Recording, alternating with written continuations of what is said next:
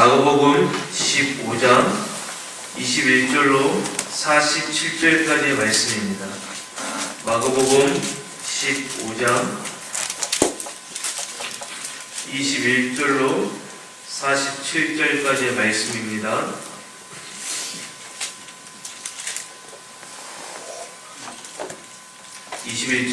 다시 읽겠습니다. 마침 알렉산더와 루포의 아버지인 구레네 사람 시몬이 시골로부터 와서 지나가는데 그들이 그를 억지로 같이 가게 하여 예수의 십자가를 쥐고 예수를 끌고 골고다라 하는 곳 번역하면 헤브레곳에 이르러 모략을 탄 포도주를 주었으나 예수께서 받지 아니하시니라. 십자가에 못 박고 그 옷을 나눌세 누가 어느 것을 가질까 하여 제비를 뽑더라. 때가 제3시가 되어 십자가에 못 박으니라. 그 위에 있는 죄패에 유대인의 왕이라 썼고 강도들을 예수와 함께 십자가에 못 박으니 하나는 그의 우편에 하나는 좌편에 있더라. 지나가는 자들은 자기 머리를 흔들며 예수를 모욕하여 이르되 아하 성전을 헐고 사활에 짓는다는 자여 내가 너를 구원하여 십자가에서 내려오라 하고 그와 같이 대제사장들도 수행관들과 함께 희롱하며 서로 말하되 그가 남을 구원하였으되 자기는 구원할 수 없도다. 이스라엘의 왕 그리스도가 지금 십자가에서 내려와 우리가 보고 믿게 할지어다 하며 함께 십자가에 못 박힌 자들도 예수를 욕하더라. 제6시가 되매 온 땅에 어둠이 임하여 제9시까지 계속하더니 제9시에 예수께서 크게 소리 지르시되 엘리 엘리 라마 사박다니 하시니 이를 번역하면 나의 하나님 어찌하여 나를 버리셨나이까 하는 뜻이라. 곁에 섰던 자 중 어떤 이들이 듣고 이르되 보라 엘리야를 부른다 하고 한 사람이 달려가서 해면에 심 포도주를 적시어 갈대에 꿰어 마시게 하고 이르되 가만두라 엘리야가 와서 그를 내려주나 보자 하더라. 예수께서 큰 소리를 지르시고 숨기시니라.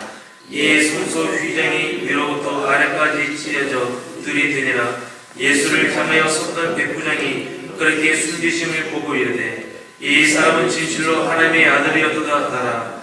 멀리서 바라보는 여자도 있었는데 그 중에 막달라 마리아와 또 작은 야고보와 요새의 어머니 마리아와 또 살로메가 있었으니 이들은 예수께서 갈릴리에 계실 때에 따르며 숨기던 자들이요 또 이외에 예수와 함께 예루살렘에 올라온 여인도 많이 있었더라. 이 날은 준비일 곧 안식일 전날이므로 정오렀을 때 아레마대 사람 요셉이 와서 단둘이 빌라도에게 들어가 예수의 시체를 달라 하니 이 사람은 존경받는 공의원이요 하나님의 나라를 기다리는 자라. 빌라도는 예수께서 벌써 죽으시까 이상을 여겨 백부장을 불러 죽을지 되냐 묻고 백부장에게 알아본 후에 요셉에게 십자를 내려주는지라. 요셉이 세마포를 사서 예수를 내려다가 그것으로 싸서 바예수에게 판 무덤에 놓고 돌을 굴려 무덤문에 놓으매 막달라 마리아와 요새의 어머니 마리아가 예수 든 곳을 보더라. 아멘.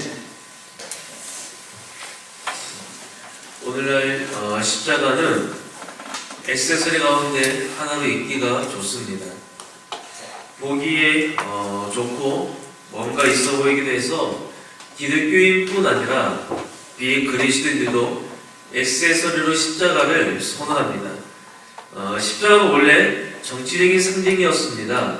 로마에 반대하면 이렇게 끔찍하게 죽음을 맞게 될 것이다 하는 것을 보여주는 정치적인 상징이었는데 이 종교적인 상징으로 그 그리스도가 그 십자가에 달리신 그리스도가 우리의 유일한 구주다 하는 것을 보여주는 상징으로 자리 잡은 것은 예수님의 죽음 후의 일이었습니다. 십자가는 로마 제국의 권력을 아주 잘 보여주는 상징이었습니다. 누구든지 로마의 길을 막는 사람은 이렇게 반항을 하면 끔찍하게 처형을 당할 것이다 하는 것을 말하고 있기 때문입니다. 예수님이 어렸을 때에 이 로마인들은 갈릴리에서 수많은 유대인 반란자들을 십자가형에 처했습니다. 주 70년대에 더 많은 유대인을 십자가형에 처했는데 너무 많이 십자가에 매달다 보니 좀 지루했던가 봅니다.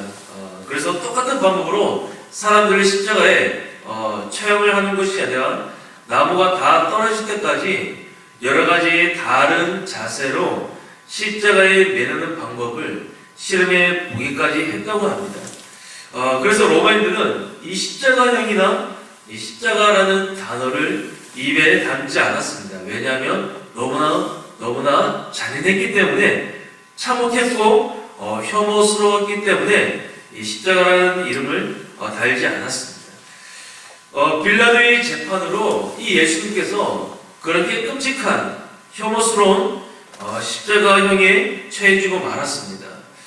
패션 오브 크라이스트 같은 그 영화를 보면 십자가에 처해지기 전에 가했던 그 끔찍한 그 고문이나 십자가형을 시각적으로 보여주고 있습니다.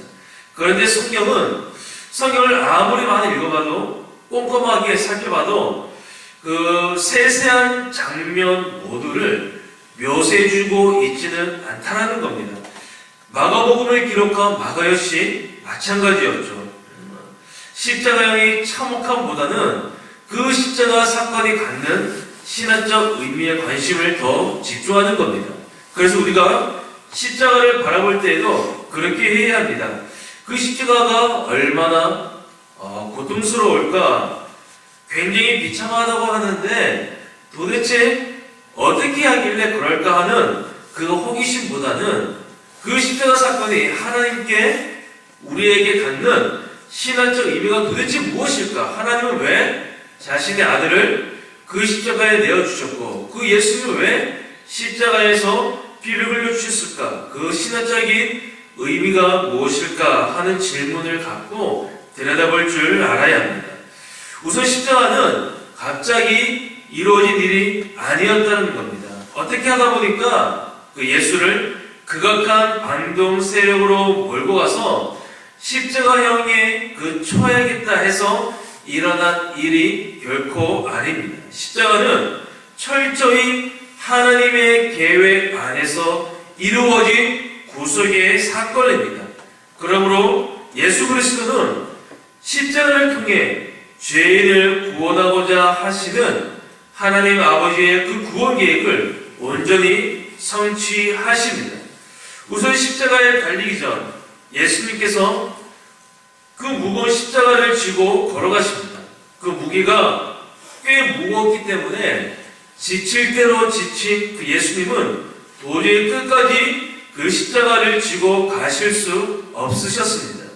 그러자 이 로마 군인은 아무에게나 강제로 짐을 지고 가게 할 수 있는 그 특권을 사용해 알렉산더와 루퍼의 아버지인 구레네 사는 시몬에게 강제로 예수님의 십자가를 지고 가게 합니다. 예수님께서 십자가 처형을 위해 끌려가신 곳은 골고다라 하는 곳이었습니다. 이곳은 예루살렘 성 바깥에 위치한 넓은 처형 장소였습니다. 그래서 많은 사람들이 주님의 십자가 처형을 볼 수 있었습니다. 골고다에 도착한 예수님께 이 군인들은 십자가에서 처형당하는 죄수에게 고통을 덜어주는 마취제였던 이 모략을 섞은 포도주를 주었으나 우리 주님은 마시지 않으셨습니다. 군인들은 예수님을 십자가에 못 박은 후에 제비를 뽑아 그분의 옷을 나눕니다. 이것은 시편 22편 18절 말씀의 성취입니다. 그리고 29절에도 지나가는 자들은 자기 머리를 흔들며 예수를 모욕하여 라고 말하는데, 이 말씀 역시 시편 22편 7절 말씀의 성취입니다. 지나가는 사람들이 예수를 모욕할 때 대제사장들과 서기관들도 함께 예수님을 희롱했습니다. 그 말 가운데 하나가 이것입니다. 그가 남은 구원하였을 때 자기는 구원할 수 없도다. 그들이 죄인임에도 불구하고 예수님께 찬발을 했던 것이죠. 자신들도 모르면서 진리를 말한 것입니다. 예수님은 자기 백성을 그들의 죄에서 구원하시기 위해 오신 참 하나님이십니다. 죄인들의 말대로 죄인이 우리를 구원하시기 위해, 우리를 죄에서 구원하시기 위해 자신을 죽음에 내어놓으신 것입니다. 그리스도가 죽으셨고 부활하셨기에 우리에게 영생의 소망이 있는 것이죠. 주님은 조롱과 비웃음에도 불구하고 우리 구원을 위해서 십자가에서 내려오지 않으시고 죽음을 받아들이셨던 것입니다. 예수님이 하나님이시므로 그분에게는 이 십자가 참 쉬웠을 거야 하는 생각 가지면은 안 됩니다. 십자가에서 외치시는 예수님의 그 소리가 있습니다. 엘리 엘리 라마 사박다니, 나의 하나님 어찌하여 나를 버리십니까? 예수님은 그 누구도 알 수 없는 하나님과의 완전한 단절을 이 십자가에서 경험하셨습니다. 하늘 아버지께서는 의인뿐 아니라 죄인들에게도 비와 해를 주십니다.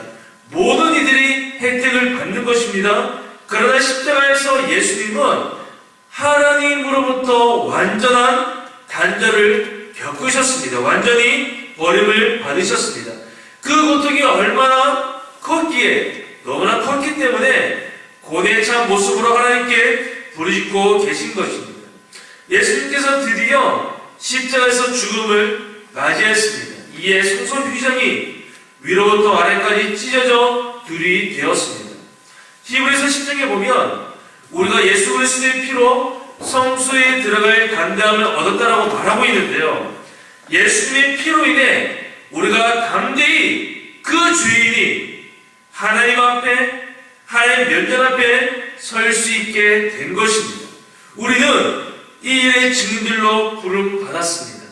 당시 제자들처럼 직접 보지는 못했지만 하나님의 말씀을 통해 우리는 보았고 겪었고 이 은혜를 누리고 있습니다. 세상에는 아직 이 죄인들처럼 예수 그리스도를 모르고 주님을 조롱하며 모욕하는 이들이 많이 있습니다.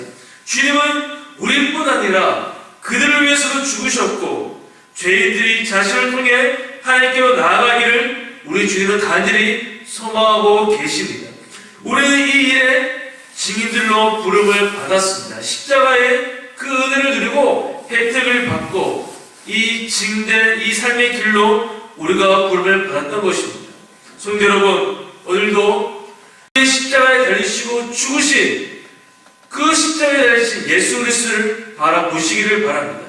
예수 그리스도를 통해 죄로부터 자유함을 누리시고 예수 그리스도로 말미암아 하나님께로 담대 나아갈 수 있는 이 은혜를 베풀어 주신 그 주님을 찬양하시기를 바랍니다.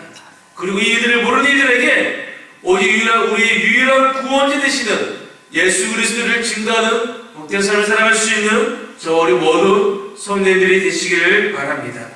우리 함께 기도드리겠습니다. 하나님 아버지, 정말 저희들이 오늘 이 말씀을 통하여서 우리가 하나님께로 나아갈 수 있는 길은 오직 예수 그리스도밖에 없다는 것을 다시 한번 알게 해주시고 예수 그리스도의 그 보혈의 그 은혜를 참소케 하여 주시옵소서. 아직도 이 은혜를 모르고 살아가는 아버지 헛된 자들이 너무나 많이 있습니다.